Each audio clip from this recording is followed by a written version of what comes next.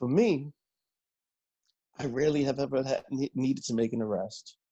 I have a gift of gab, Damali. I Yeah. can talk to people. Yeah. And I usually am able to talk people down, usually with a joke, especially in family court when you had two people who hate each other now, and they brought their significant others and they're in a tiny little room waiting for their case to be called. And their case was at 9:00 and it's now 12:30 and they haven't seen anybody yet. They're pissed, they're angry. They need somebody with compassion. Unfortunately, compassion isn't taught. Right. It's not a requirement for the job. It's not a mandate, but it's needed. I totally get the fact that we need to respect the uniform. Mm-hmm. I wear the uniform. I understand the powers that I have. I could take a person's rights away immediately just by my word. Mm-hmm. That's a powerful right that I have. So I understand the need to respect the uniform. But what most officers who don't have that compassion feel that because I wear the uniform, you have to respect me. Right. I agree with that 25%. The other 75% is this. I'm a man in that uniform. Mm-hmm. All people deserve and need to earn respect. Well, say it. Because that's what young people think too. I mean, that's, that's the thing is that my children, for example, tell me, just because someone's older than them, they don't think automatically they deserve respect. And, growing up the way I grew up, everyone older than me got respect no matter what. You know what I mean? And so when you hear younger people, and I've worked in classrooms too, where people are talking about teachers, and they're like, the way she disrespects me, I'm gonna respect her, kind of thing. I'm like, there's an evolution, and I'm not saying elders and authority figures don't deserve respect and all of that. But what I am saying is that there's more of a push especially in young people, and like, you gonna get respect when it's earned. And I think as adults, you and I are adults. We're the same age. We definitely feel that way. You don't respect me, and ultimately, if I respect you, it's gonna be earned. It's gonna be reciprocal. But it feels like a lot of officers and law enforcement are like, you're gonna respect me just because I am. I'll tell you a perfect example. You work the metal detectives. I hate the job, to be honest with you. It's one of the most menial jobs that you're ever gonna have. But I'm the first line of officers that person who comes in my courthouse is going to see. So I could do this. Put your shit in the tray. Or I could do this. Good morning, sir. How are you? Right. Can you please put your keys in the tray? Anything else metal in your pockets, please? Right. It's a big difference on how that person is going to see me and everybody else in that uniform. Because unfortunately, we as a people, we lump people into categories all the time. Mm-hmm. Blacks are lumped into categories. Cops are lumped into categories. Whites are lumped into categories. You see it on Facebook. People are saying, "Oh, please don't say all whites," And I get it but unfortunately, that's what happens in these societies. Is that we put people into categories all the time. Yeah. So we all have to. And I mean blacks, I mean officers, I mean cops, I mean everybody. We all have to do our part to change that narrative. Mm-hmm. I see plenty of times black people coming in and white people who come into the courts. Immediately they see my uniform, they're gonna treat me like crap. Mm-hmm.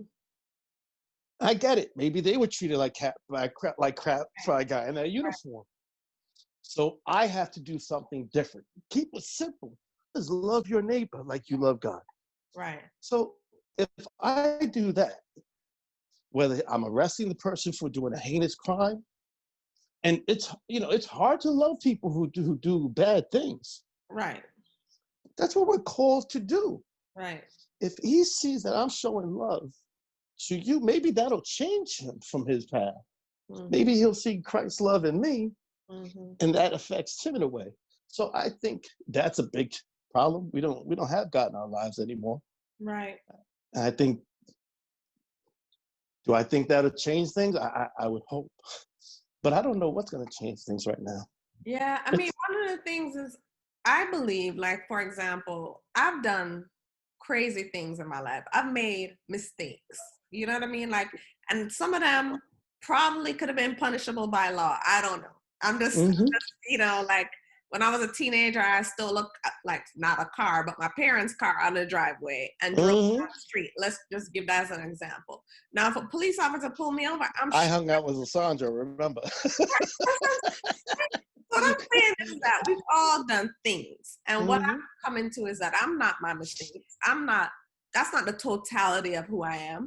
And so even somebody who commits a crime, who does something really harmful, that's not the totality of who they are. That's, to me, that's a part of something that, is a part of their life experience. But people can change. I've changed, child. People who knew me when I Mm-hmm. was 16, I'm a totally different person Exactly. at almost 47. And so like I really think that part of it is being able to see people as more than a mistake they've made, or more than a crime or a choice that was harmful. To And me, that's that's also part of biblical. To see somebody, there's a song that's a Christian song. It's Give Me Your Eyes by, I forget his name, Keith something. And it. it's basically give me your eyes so I can see. And he's saying, give me the eyes so I can see the pain. Give me your eyes, Jesus, so I can see other people's pain and other people's what they're going through. Because if I could see that, then I could empathize and sympathize. And I would play that song every day before I went to work, because I knew I was going to be dealing with people who had family issues. Family court was really, really tough. And when you have to pray for people like that, you have to kind of walk in their shoes. Mm-hmm. And when you walk in a person's shoes, it helps you not react so quickly to a hurt that they may have, or to a problem that they may see. That helped me out in family court a lot, because it's emotional. You got two people in the house that loved each other at one time and now hate each other. Right. But it sounds like And now that compassion a lot in your work. That give me a you know what I try to use compassion a lot in my work, in my life, and in everything that I do. The elderly need help. I'm going to be there. If the sick need help, I'm going to be there. If the oppressed need help, I'm going to be there. Wow. I'm talking to you because I feel people right now are hurting. They are. They're hurting bad. Yeah. And if I could help somebody's pain, great. Right. That's what we're called to do. And if they can see Christ's love in me through doing that, even better. Used to do trainings and like things for law enforcement. Are there any trainings about compassion? I mean, and this is like a really crazy question, but I really am curious. I've gone through one psychological exam, and that was to get the job. And you've been doing this for 19 years, is what you were sharing. And in 19 years, I've gone through ups and downs in my marriage, in my life, and so life has happened. Right. But they've never spoken to me about it. Wow. In my 19 years, I could have changed a hell of a lot. Yeah. So that is an issue.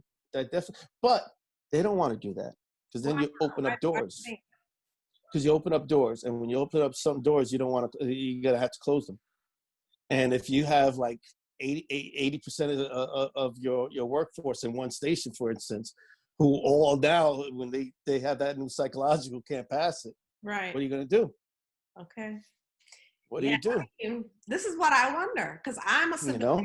I've never been in laws. I've never even, thought of it. And so I wonder, what is it? Why would they not want to maybe work on some of these things? Like I have a friend and friends who are first responders at different levels, and just what you see every day from what they like will share about being a first responder is traumatizing.